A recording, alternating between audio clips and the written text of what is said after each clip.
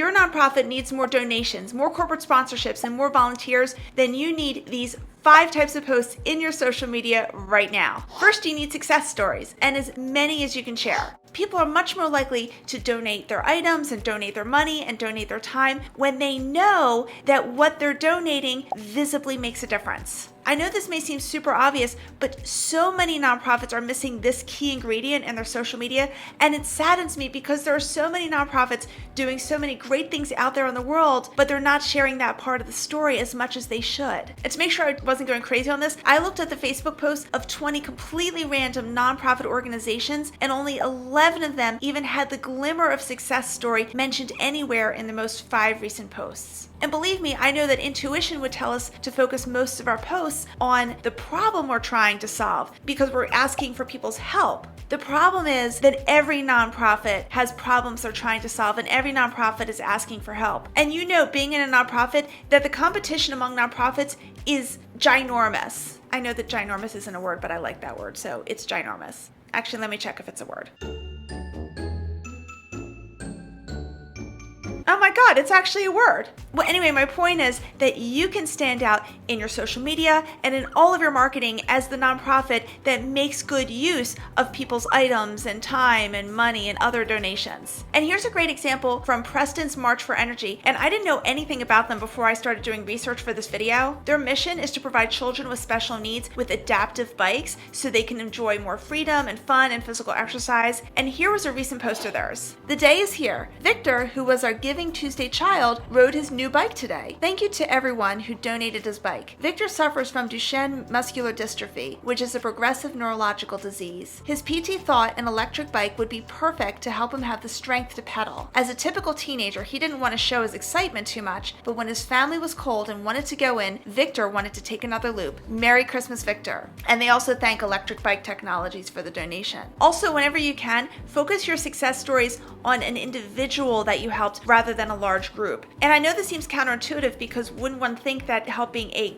large group is better than helping an individual? And yes, more is better, but our brains process things a little bit differently. The way our brains work, we have a deeper connection to individual stories, probably because we can just imagine them better. And in the case of Preston's March for Energy, clearly this nonprofit has helped many, many children. But in this particular post, it's a lot stronger when we focus it on Victor. So you can see how this one tweak can already make a huge difference in a nonprofit social media. And if we haven't met yet, I'm all about helping you tweak your social media in fun and easy and practical ways so you get the results you want.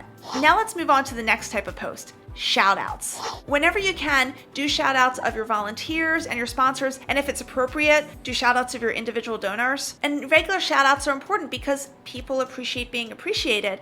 And not only will this help you attract new volunteers and donors and sponsors, but it'll help you keep the ones you have. I also recommend that you systematize these shout-outs. For example, one particular day of the month you could do a volunteer shout-out, another day you can do a sponsor shout-out, and then an individual donor shout-out if appropriate. And definitely stick till the end of this video because I'm going to give you a link to my video about how to create the easiest content calendar ever. And by the way, it's okay if once in a while you do a blanket shout out that covers a whole bunch of people who support your organization, but in general, focus on the individuals. And here's a really cool shout out that I found in my research. It's from North Hills Community Outreach, which serves people in crisis and hardship and poverty in northern Allegheny County in Pennsylvania. Here was their post. 7-year-old Andrew, who raised $2,450 for NHCO's food pantries, takes a tour of our pantry in Allison Park, guided by food pantry coordinator Kelly King.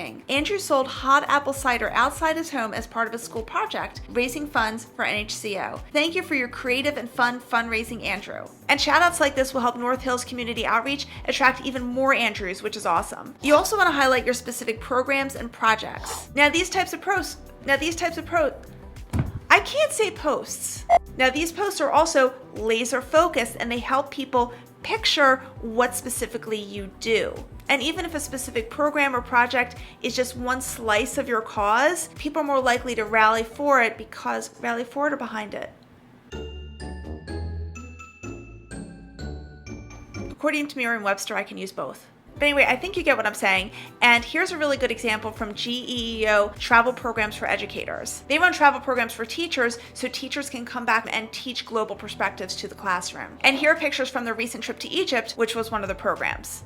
You also want to remind people of your mission and, more importantly, the why behind your mission. And I know that so far we've been talking about focusing on individuals and single projects like they're individual trees in a forest, but sometimes you do need to show the entire forest.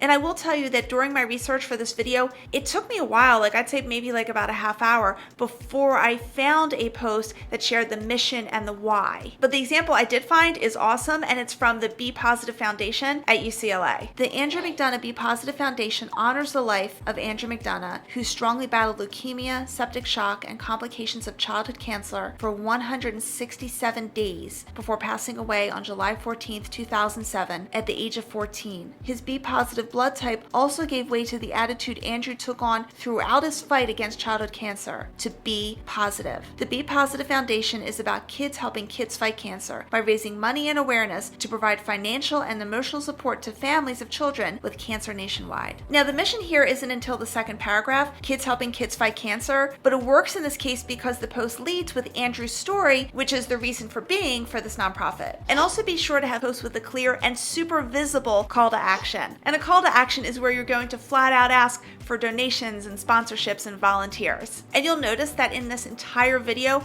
I didn't bring up calls to action until now, because all the other posts I mentioned, you need to bolster your nonprofit's brand to make it easier for you to get the results you want from that call to action. I really want to make fundraising easier for you. I do strongly recommend that you put your call to action in the beginning of the post, because what you don't want to happen is for it to get buried much further down where people have to click on see more to see it, because most people don't click on see more. So here's an example of it done well by Upendo United Foundation, and they help bridge these socioeconomic gaps faced by vulnerable children and orphans in Nakuru, Kenya. Look how far Maria in Nakuru, Kenya has come. Please donate today to help continue her physical therapy and help other children in the area. Now, this post is short and sweet, and it says a whole lot without anyone having to click on see more. Plus, you'll see there's a link in the caption to donate, and the image itself is a clickable image, and when you click on it, it goes to the donate page on Upendo's website. So this is totally awesome. And I know I said awesome a lot in this video, but let's just go for awesomeness. Now that you know the key topics to include in your nonprofit social media, your next step is to figure out a system so you can go on autopilot with it month after month. So watch this video in the top right corner. I'm going to show you how to create the easiest content calendar ever. Thank you so much, and I'll see you in the next video.